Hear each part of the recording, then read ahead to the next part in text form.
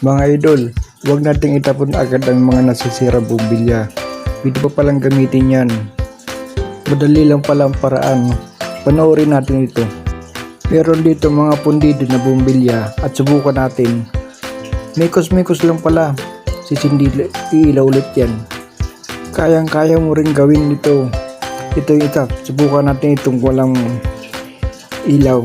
Saksak natin ito. Ayan, makikita natin kung sisindi. Oops, walang ilaw, diba? Nakita naman natin. Ngayon buksan natin yung ibabaw at makikita natin yung loob. Yung mga puti na yun yung mga LED. Tapos hanapin natin yung LED. Isa na merong dot na maitim. Tapos tanggalin natin yung ibabaw. Yan, makikita natin. Tutuklapin natin yung ibabaw para maalis yung maitim. Dahan-dahan lang at baka masira naman lahat, sayang naman.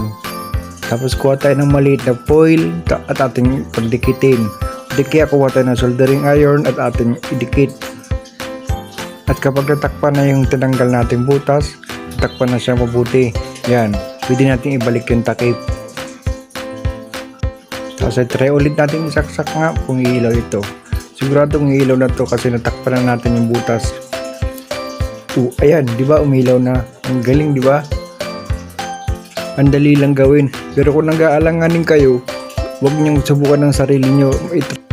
At magpatulong kayo sa technician para safe, di ba?